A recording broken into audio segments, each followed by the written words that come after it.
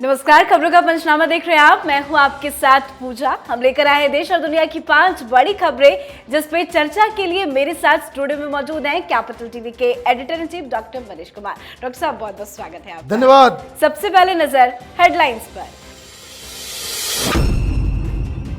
चीन पर फिर डिजिटल स्ट्राइक। मोदी सरकार ने बैन किए 200 से ज्यादा चीनी मोबाइल ऐप, 138 बेटिंग और 94 लोन ऐप को किया गया बैन। बिहार के कटिहार में नीतीश कुमार की समाधान यात्रा में जमकर बवाल। गुस्साए लोगों ने जमकर की आगजनी और नारेबाजी। बाबा रामदेव के नमाज वाले बयान पर जमकर बवाल। राजस्थान में रामदेव के खिलाफ एफआईआर दर्ज। धार्मिक भावनाओं को आहत करने का लगा आरोप। चीन पर अमेरिका का बड़ा प्रहार। अमेरिका ने मार गिराया चीन का जासूसी बैलून। F-22 फाइटर जेट से दागी गई मिसाइल। पाकिस्तान के पूर्व राष्ट्रपति परवेज मुशर्रफ का हुआ निधन। दुबई के अस्पताल में ली अंतिम सांस।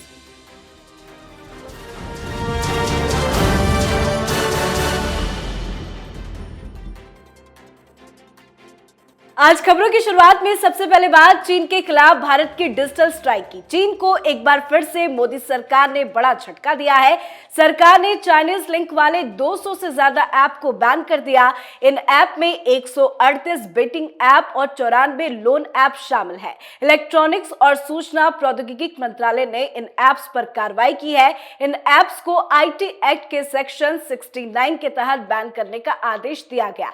जिन जिन ऐप्स पर बैन लगाया गया है उसमें ऐसे कंटेंट शामिल है जो भारत की संप्रभुता और अखंडता को नुकसान पहुंचा सकता है। मतलब सुरक्षा के लिहाज से मोदी सरकार ने चीन के खिलाफ ये बड़ा एक्शन लिया है। चीन के खिलाफ मोदी सरकार का कितना बड़ा एक्शन? देखिए, 2 दिन 4 दिन पहले यह खबर आई थी कि लद्दाख में चीन कुछ फिर से गलवान जैसी गतिविधि को अंजाम देने वाला है।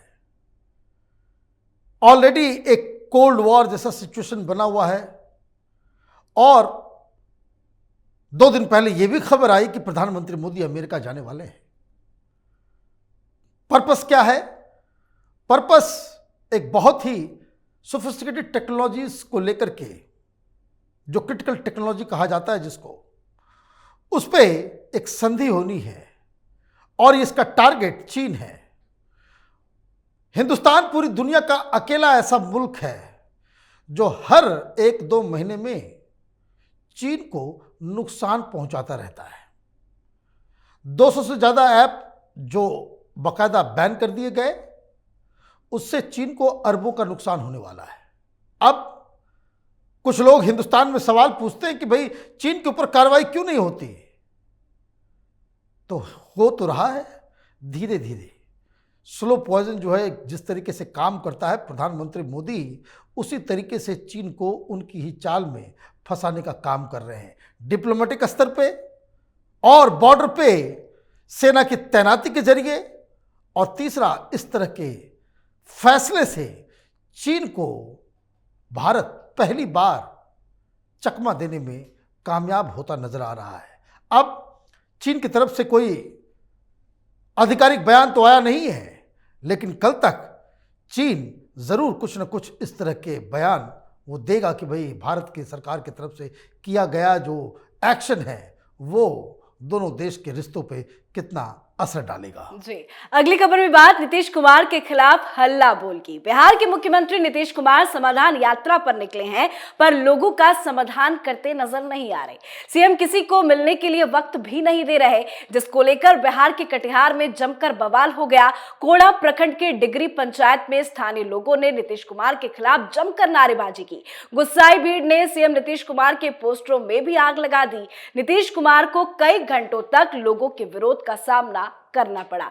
क्या नीतीश कुमार इतने बिजी हो गए हैं कि उनके पास लोगों के लिए वक्त नहीं है? देखिए, आज तो वो जान बचा करके भागे। भीड़ इतनी आ गई थी, वो अपनी कार से बाहर निकले ही नहीं। नारेबाजी हुई, लोग नाराज हो गए। भाई समाधान यात्रा पर निकले हैं, लोगों की परेशानी सुनते नहीं तो आप समाधान क्या करेंगे? अब इंपॉर्टेंट क्या है इसमें? इंपॉर्टेंट ये है कि जो लोकेशन है कटिहार अगर जो कोई भी जानता है उनको मालूम है कि 70-75% वहाँ मुस्लिम पॉपुलेशन है। ये आरजेडी का गढ़ है। यहाँ भारतीय जनता पार्टी के पास कुछ नहीं है।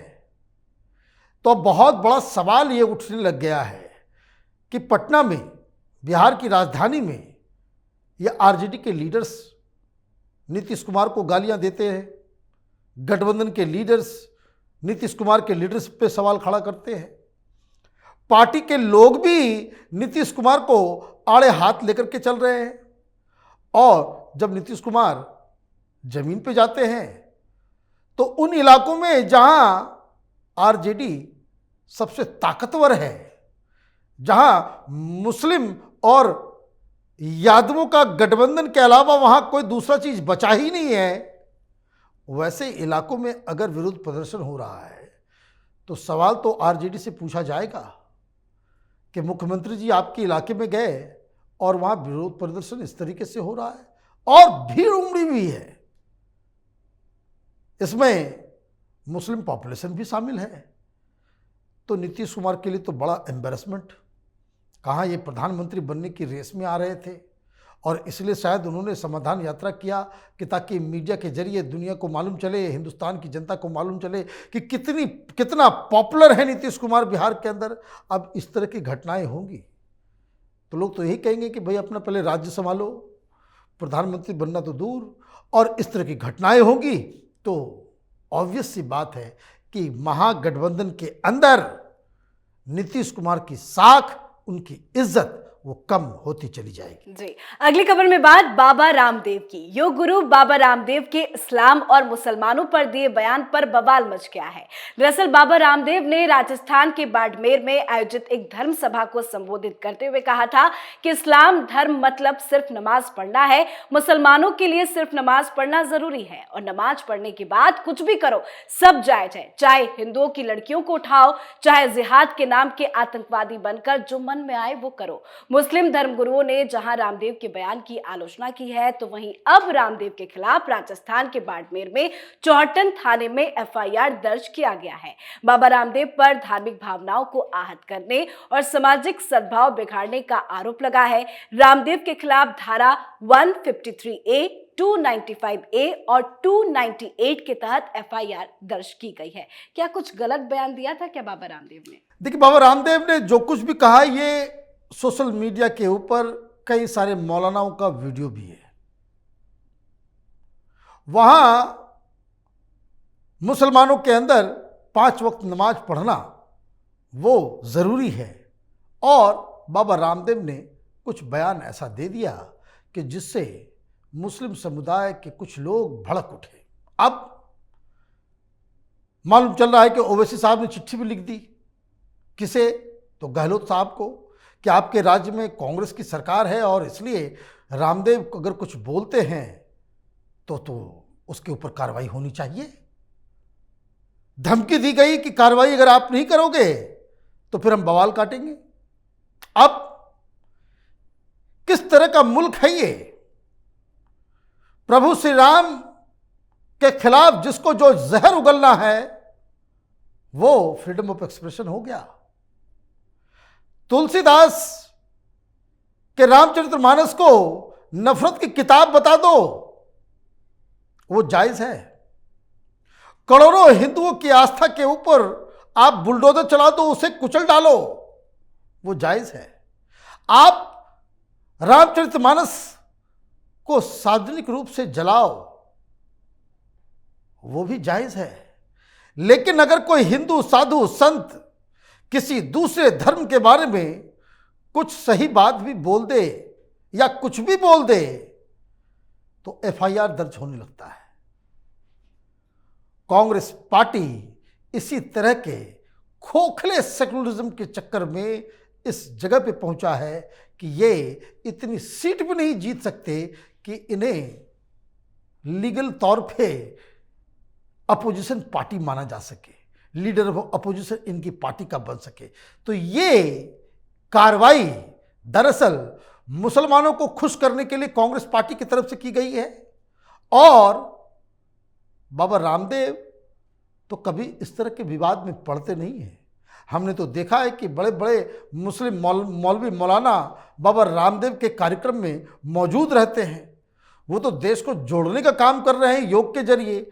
और कांग्रेस पार्टी है कि जिन्हें उनके बयान से इतनी दिक्कत हो गई कि अब आपने पहले एफआईआर कर दिया, अब बताया ये जा रहा है कि शायद गिरफ्तारी के लिए पुलिस भी भेजा जाए। ये कांग्रेस पार्टी किस ओर जा रही है, ये देश की जनता साफ साफ देख रही है। जी, अब बात चीन के खिलाफ अमेरिका के बड़े प्रहार की। अमेरिका ने शी जिनपिंग के जासूसी बलून का काम तमाम कर दिया है।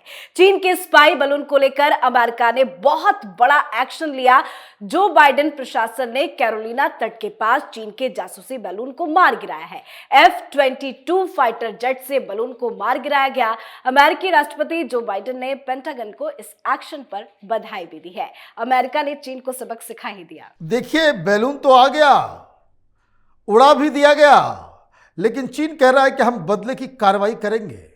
और जब यह खबर पूरी दुनिया में चल रही है, वो वायरल हो रहा है, उसका वीडियो किस तरीके से चीनी बैलून को अमेरिकी फाइटर प्लेन्स ने उड़ाया, तो एक और खबर आ गई, तीसरा बैलून भी नजर आ रहा है।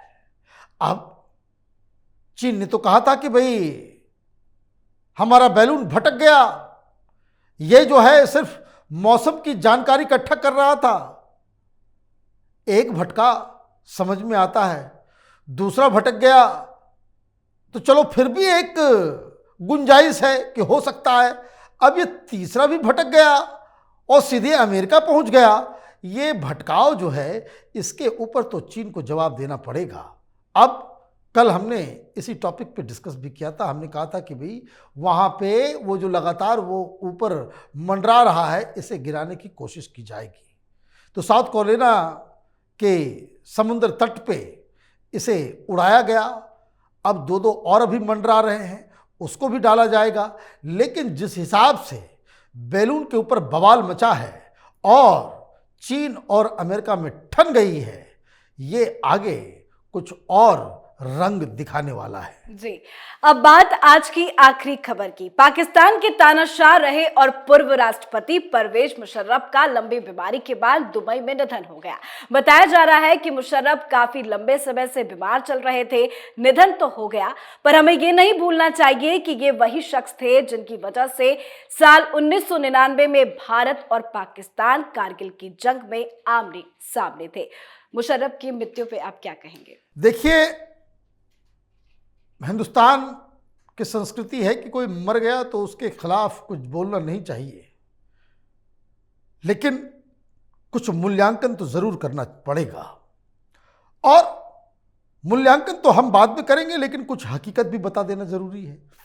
जब ये खबर आई कि मुशर्रफ साहब की मौत हो गई है दुबई के अंदर, बलूचिस्तान, खैबर पख्तूनवा, बहुत सारे ट्राइबल इलाके में जहां मुशर्रफ ने बॉम्ब से लोगों की हत्या की थी, वहां जश्न मनाया जा रहा है।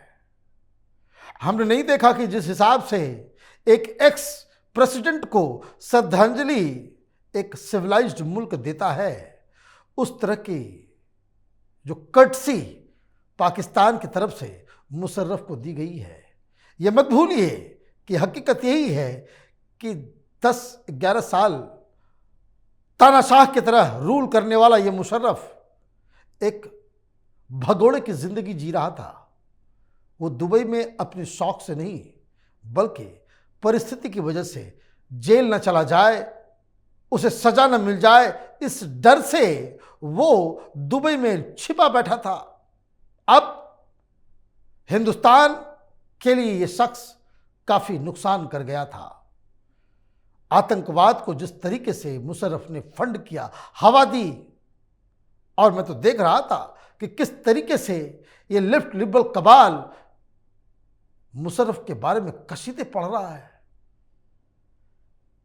ये कारगिल का कातिल था। इस आदमी की वजह से ही सैकड़ों जाबाज हिंदुस्तान के बेटे को, सपूतों को अपनी जान गंवानी पड़ी। और हिंदुस्तान तो कम, पाकिस्तान में जो इसने कत्लेआम किया है बलूचियों के ऊपर, पश्तूनों के ऊपर, ट्राइबल इलाकों में, अपनी ही सेना से अपनी ही जनता के ऊपर बॉम्ब फेंकवाने का कुकर्म इस परवेज मुशर्रफ ने किया। अभी आने से पहले मैं सुन रहा था कि शायद पाकिस्तान में उसे दफनाया नहीं जाए। गद्दारों की यही सजा होती है कि उसके लिए 2 गज जमीन उसके मुल्क में नहीं मिलती। दुबई में शायद उसको दफनाया जाएगा।